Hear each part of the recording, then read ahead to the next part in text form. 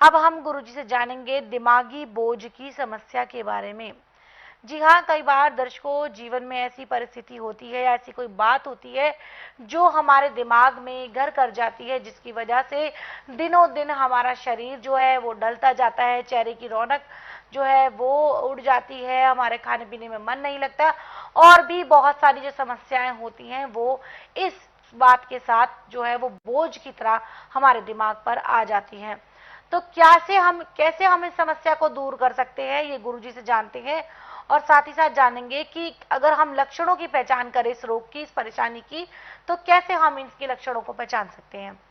गुरुजी, हम बात करेंगे दिमागी बोझ के बारे में, यानी कि दिमाग में कोई बात है वो बोझ कर गई है, घर कर गई है और दिमाग से जा नहीं रही है। दिनों दिन शरीर ढलता जा रहा है, कमजोर होता जा रहा है, खाने पीने में मन नहीं लगता, किसी से बोलने का मन नहीं करता, और भी बहुत सारे लक्षण होंगे इस रोग के। गुरुजी, लक्षणों पर प्रकाश डालते हुए उपचार बताएं। देखिए, जब किसी आदमी को कोई ऐसी बात कह दी जाए उसके दिमाग में चुभ जाती है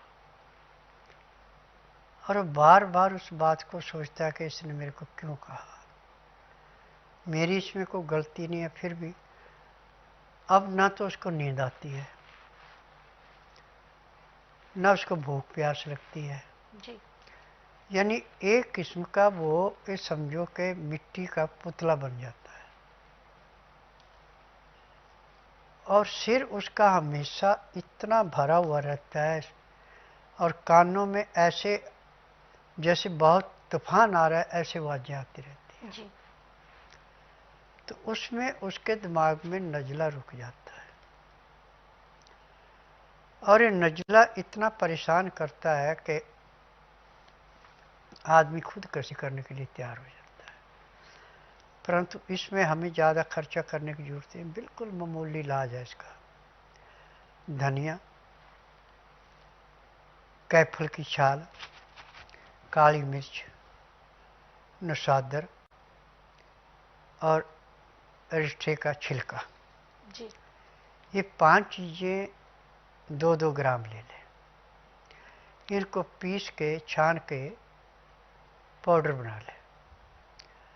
अब इस पाउडर को आप किसी भी डिबिया में रख लें, इसके चुटकी भर लेकर नाक से जोर से ऐसे, जैसे नाक में जाएगी आपको छींक पे छींक आएगी और नाक से जैसे कैंचुए होते ऐसे जमा हुआ रेशा निकलेगा और दिमाग में जो खिंचाव था, जो बोझ जा था, जो आपका ध्यान भटक रहा था, वो ऐसे समाप्त होगा जैसे किसी बक्से के अंदर कोई चीज़ बंद कर दी, उसको हवा नहीं लगेगी, ऐसे दिमाग खुल जाता है। परंतु ये क्रिया आपको दिन में कम से कम 4 से 5 बार करनी चाहिए और रात को सोने से आधा घंटा पहले करनी चाहिए। हफ्ते भर में ही आपका सारे का सारा रोग समाप्त। परंतु इसमें एक बात का ध्यान रखना कि चाय, कॉफ़ी, मीट, अंडा, मछली, तली हुई चीज़ें, मैदे की चीज़ें किसी का भी प्रयोग नहीं करना और पानी जब भी पीना हल्का गर्म पानी पीना, उसमें चाहे लहसुन प्याज अदरक का रस मिलाएं, चाहे सिंधा काला नमक या नींबू का रस मिला के उसको पिए और खाना खाते समय भी 2 गिलास 15 से 18 डिग्री पानी पीना अति आवश्यक है। उसका नियम है कि ताज़ा खाना, गर्म गर्म खाना, 2-4 ग्राही खाना खाया, 2 घुट पानी पिया, फिर 2-4 ग्राही खाना खाया, 2 घुट पानी पिया। पानी पीने में, खाना खाने में यदि आप 1 घंटा लगा देते हैं तो मैं दावे से कह सकता हूँ कि जब तक आपके शरीर के अंदर सांस है तब तक आपको किसी से दवाई लेने की जरूरत नहीं, ना आपको कोई रोग होगा। असली रोग की जड़ है आपका लीवर।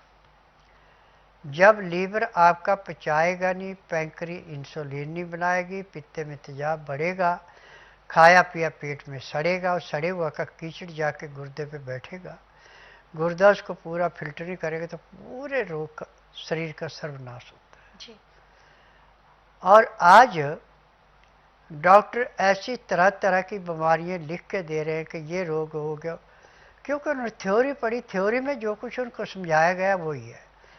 मैंने थ्योरी से कोई काम नहीं सीखा, मेरा प्रैक्टिकल है। और मैं नाड़ी वैद्य हूँ, ना तो मैं रोगी से पूछता ना कोई टेस्ट रिपोर्ट मांगता। यदि रोगी का 12 घंटे पेट खा लिया तो पैर के तलवे से सिर के बाल तक की MRI, CT scan, x-ray, ultrasound, ECG, sonography सब कुछ 5 सेकंड में हो जाती है। उसमें जो बीमारी शरीर में मिलती है दवाई दे देता हूँ, और उसी दिन रोगी को कम से कम 20% आराम तो जरूर मिलता है, और 15 दिन में 50 से 60% आराम मिलता है। 1 महीने में रोग समाप्त होता है, दवाइयाँ बंद हो जाती है। मुझे 10,000 जड़ी बूटियों की पहचान है जिनसे मैं दवाइयाँ बनाता हूँ। मेरी अपनी फार्मेसी दवाइयाँ बनाने की, मेरी दवाइयाँ रजिस्टर्ड है, पेटेंट है, इनका साइड इफेक्ट कोई नहीं है।